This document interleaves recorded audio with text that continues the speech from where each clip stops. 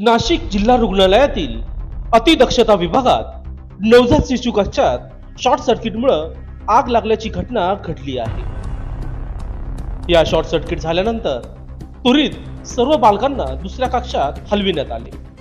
या कक्षामध्ये 66 नवजात बालक होते, त्यांना सुरक्षित ठिकाणी हलवण्याच्या दृष्टीने पावलं टाकण्यात आली। सुदैवाने कुठलाही अनुचित प्रकार घडला नाही। शॉर्ट सर्किट झाल्याचे लक्षात आल्यानंतर सर्व परिचारिकांनी लगेच बालकांना सुरक्षित दुसऱ्या कक्षात हलवले आहे। शॉर्ट सर्किट आग लागल्यानं मातांची धावपळ झाल्याचे पाहायला मिळत आहे। 66 नवजात शिशूंना शेजारच्या वार्डमध्ये नेण्यात आले। शॉर्ट सर्किट कशामुळे घडला याचं कारण अद्याप समोर आले नाही। नाशिक शासकीय जिल्हा रुग्णालयातील दुसऱ्या कक्षात ठेवत त्या बाळांवर उपचार करण्यात येत आहे। या ठिकाणी नातेवाईकांनी एकच गर्दी केल्याचं पाहायला मिळत आहे।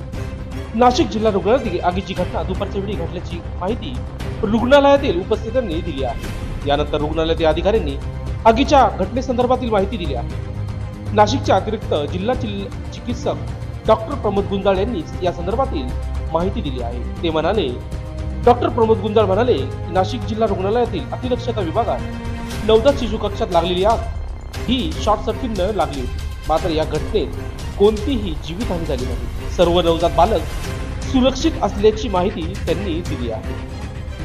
दुपारी 2च्या दरम्यान आपला जो एसएनसीयू वार्ड जो आहे त्याचा जो कॉरिडॉर आहे बाहेरच्या दरवाजाच्या तिथं थोडंसं इलेक्ट्रिक स्पार्किंग जाणवलं कर्मचाऱ्यांना। त्यांनी त्वरित जे आपलं फायर एक्सटिंग्विशर आहे त्याचा वापर करून ते आटोक्यात आणलं, नियंत्रणात आणलं। PWDचे आपले इलेक्ट्रिकल इंजिनियर जे आहेत त्यांना आपण त्वरित बोलवून घेतलं। त्यांना तिथे काम व्यवस्थित करता यावं यासाठी आपण एसएनसीयूचे जे पण बच्चू होते ते सर्वांना आपल्या ऑलरेडी रिझर्व प्लेस PICUमध्ये होता तिथे त्यांना शिफ्ट केलं। या दरम्यान जी पण स्पार्किंगची घटना होती ती फक्त एसएनसीयूच्या दरवाजात होती। आतमधले इन्क्युबेटर किंवा व्हेंटिलेटर आणि सर्व ट्रीटमेंट व्यवस्थित चालू होती, सुरळीत चालू होती, त्याच्यामुळे आतमध्ये काही नाही। आणि थोड्याच वेळात ते वीज पुरवठा पण चालू करण्यात आलेला आहे। किती बालकं होते आणि आता तिथे साधारणतः 69 बालकं होते ट्रीटमेंटमध्ये। कारण इन्क्युबेटर व्हेंटिलेटर या सर्वांना बॅकअप असतो, त्याच्यामुळे ट्रीटमेंटमध्ये कुठेही काही खंड नव्हता। सर्वांची तब्येत व्यवस्थित आहे आणि त्याच्यात सर्व पण जे रिझर्व प्लेस होते तिथं ते शिफ्ट करण्यात आले ट्रीटमेंटसाठी। किती बालकं होते?